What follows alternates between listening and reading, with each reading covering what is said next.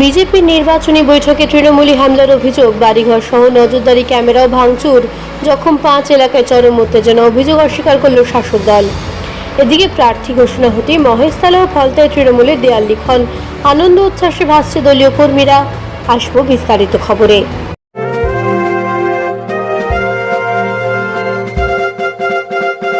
তেরা পোশাকের ঠিকানা তো একটাই, রামকৃষ্ণের 1 থেকে 4 তলাটায়। গুরুতর বজবজে রাত্রিবাস করার সমস্যার সমাধানে অত্যন্ত সুলভে ঘর আর অ্যাটাচ বাথরুম সহ ঘোষবিলা। বিভিন্ন অনুষ্ঠানে ব্যাংকুয়েট হল ভাড়া দেওয়া হয়। যোগাযোগ 9231433706। নির্বাচনী নির্ঘণ্ট ঘোষণার 72 ঘন্টার মধ্যেই ক্যানিংয়ে রাজনৈতিক উত্তেজনা চরমে উঠল। বিজেপির অভিযোগ, সাংগঠনিক বৈঠক চলাকালীন তৃণমূল আশ্রিত দুষ্কৃতীদের হামলায় 5 জন কর্মী সমর্থক গুরুতর জখম হয়েছেন। তাদের ক্যানিং মহকুমা হাসপাতালে ভর্তি করা হয়েছে। স্থানীয় সূত্রে জানা গিয়েছে, বুধবার ক্যানিং পশ্চিমে বাঁশরা পঞ্চায়েত এলাকায় বিজেপির এক বৈঠক চলছিল। সেই সময় কয়েকজন দুষ্কৃতীর ছবি তুলতে এলে বাধা দেওয়া হয়। এরপরই হামলা চালানো হয় বলে অভিযোগ। ভাঙচুর করা হয় বাড়িঘর ও সিসিটিভি। ছিনতাইয়ের অভিযোগও উঠেছে। বিজেপি নেতা সমীর মণ্ডলের দাবি, পরিকল্পিতভাবে হামলা চালিয়ে আতঙ্ক সৃষ্টি করা হয়েছে। যদিও তৃণমূলের পক্ষ থেকে অভিযোগ অস্বীকার করে একে বিজেপির গোষ্ঠীকন্দলের ফল বলে দাবি করা হয়েছে। ছেলেকে মারছিল, আমার হাত ধরে টেনে কি লাঠি সোটা বাস টাস টিএমসি আমাদের পাড়ায় তিনজন রয়েছে। এক হচ্ছে মনু মণ্ডল, স্বপ্না হালদার আর যুধিষ্ঠি রাউল। এরা তিনজন মিলে কাসেম সর্দারকে ফোন করে বলে এদের বাড়ি কোন লোক ঢুকেছে, তোমরা আসো। এবার স্বপ্না হালদার আমাদের বাড়ির সামনে গিয়ে ছবি তুলছে। আমরা বলছি কেন ছবি তুলছে, এটা রাইট নেই কাউকে না জানিয়ে ছবি তোলা। এই বলতে গেছি, একটা বাজে কিস্তি দিয়েছে আমাদের সঙ্গে যারা ছিল, এটা খুব খারাপ, সেটা মুখে আনা যায় না। এরপরে বলছে তুমি ছবি ডিলিট করো, ছবি ডিলিট করবে না। এবার আমাদের একটা দিদি ভাই ছবি নিতে গেছে, ওকে ধাক্কা মেরেছে এবং ওর সাথে চুলের মুখে ধরে মারামারি করতে গেছে। এবার আমি ওই যে টিএমসি মেম্বার স্বপ্নালদা, আমি কাকি তোমার পায়ে ধরছি, তুমি কেন যাও, এরকম ঝগড়া করো না। তারপর ওই কাসিম সরকারকে ডেকে এনেছে, এনে আমাদের বাড়িতে ভাঙচুর করেছে, আমার সিসিটিভি সব ভেঙে দিয়েছে। ভাঙচুর করেছে, সিসি ফুটেজ লুটপাট করে নিয়ে চলে গেছে, মহিলাদের উপরে অত্যাচার করেছে এবং মোবাইল ফোন চুরি করে নিয়ে চলে গেছে। কয়েকটা মোবাইল ফোন ভাঙচুর করেছে। এখনো পর্যন্ত ওখানে দুষ্কৃতী তাণ্ডব চলছে। আমরা পুলিশকে বলেছি বারবার, পুলিশ সেখানে পৌঁছেছে, কিন্তু আমরা পুলিশের আচরণে একেবারে সন্তুষ্ট নয়।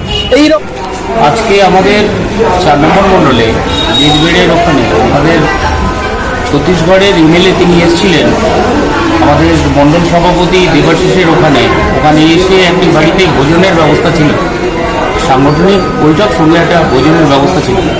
ওই ভোজনের ব্যবস্থার এই অপরাধের কারণে আজকে আমাদের এই কার্যকর্তাদের এই ধরনের হেনস্থার শিকার হতে হলো। কাদের দ্বারা হেনস্থা হয়েছে? এটা তৃণমূলের সম্পূর্ণ গুন্ডা বাহিনী, যারা তৃণমূলকে এইভাবে সন্ত্রাসের জায়গায় নামিয়েছে, সেই সন্ত্রাস বাহিনীদের দ্বারা এটা সম্পূর্ণ। তৃণমূল কংগ্রেসের প্রার্থী তালিকা ঘোষণা হওয়ার পর থেকেই মহেশতলা ও ফলতা বিধানসভা কেন্দ্রে শুরু হয়ে গেল দেওয়াল লিখন। নতুন প্রার্থীদের সমর্থনে রাস্তাঘাট, পাড়া মহল্লা জুড়ে তৎপর হয়ে উঠেছেন দলীয় কর্মী সমর্থকেরা। মহেশতলা বিধানসভা কেন্দ্রে তৃণমূলের নতুন প্রার্থী হিসেবে ঘোষিত হয়েছেন সুভাষিস দাস। প্রার্থী ঘোষণার পরই এলাকা জুড়ে আনন্দ উচ্ছ্বাসে মেতে ওঠেন তৃণমূল কর্মীরা। বিভিন্ন এলাকায় দেওয়াল লিখনের মাধ্যমে সুভাষিস দাসের সমর্থনে প্রচার শুরু হয়ে গিয়েছে। উল্লেখযোগ্য বিষয়, এই কেন্দ্রের প্রাক্তন বিধায়ক কস্তুরী দাস এবং পরবর্তীকালে বিধায়ক দুলাল দাস দুজনেই সুভাষিসের মা বাবা। অন্যদিকে ফলতা বিধানসভা কেন্দ্রেও একই ছবি। তৃণমূলের প্রার্থী হিসেবে জাহাঙ্গীর খানের নাম ঘোষণা হতেই উচ্ছ্বাসে ফেটে পড়েন কর্মী সমর্থকরা। সঙ্গে সঙ্গে শুরু হয়ে যায় দেওয়াল লিখন এবং প্রচার পর্ব। প্রার্থী তালিকা প্রকাশের পর থেকেই দুই কেন্দ্রের তৃণমূলের সংগঠন যে দ্রুত নির্বাচনী ময়দানে নেমে পড়েছে তা স্পষ্ট। এখন দেখার এই প্রাথমিক উচ্ছ্বাস ভোটের বাক্সে কতটা প্রভাব ফেলে। আমি ধন্যবাদ এবং কৃতজ্ঞতা জানাই আমাদের মাননীয় মুখ্যমন্ত্রী মমতা বন্দ্যোপাধ্যায় এবং আমাদের প্রিয় সাংসদ শ্রী অভিষেক বন্দ্যোপাধ্যায়কে, যে তারা মহেশতলায় আমার প্রতি ভরসা রেখেছে এবং তারা যেভাবে আমার প্রতি ভরসা রেখেছে, আমি ঠিক সেভাবেই, দল যেভাবে নির্দেশ দেবে ঠিক সেভাবেই কিন্তু আমরা এই যে বিধানসভা নির্বাচনের যুদ্ধ, সেই যুদ্ধে অলরেডি আমরা নেমে পড়েছি। তৃণমূল কংগ্রেসের যারা পৌরপিতা পৌরমাতা আছে, ওয়ার্ড প্রেসিডেন্টরা আছে, শাখা সংগঠনের প্রধানরা আছে, এছাড়াও তৃণমূল কংগ্রেসের দলীয় নেতৃত্ব আছে, এমএলএ সাহেব আছেন, প্রত্যেকে এবং সর্বস্তরের আমাদের তৃণমূল কংগ্রেস কর্মী যারা আছেন, তারা সবাই একসাথে এক ছাতার তলায় থেকে আমরা এই লড়াইটা দেব। নেপথ্যভাষ্যে ডোনা জানার সঙ্গে ক্যানিং থেকে সুভাষ চন্দ্র দাস, মহেশতলা থেকে ও ফলতা থেকে দীপ্তিকা দাসের রিপোর্ট, বার্তা এখন। তেরা পোশাকের ঠিকানা তো একটাই, রামকৃষ্ণের 1 থেকে 4 তলাটায়। বজবজে রাত্রিবাস করার সমস্যার সমাধানে অত্যন্ত সুলভে ঘর আর অ্যাটাচ বাথরুম সহ ঘোষবিলা। বিভিন্ন অনুষ্ঠানে ব্যাংকুয়েট হল ভাড়া দেওয়া হয়। যোগাযোগ 9231433706।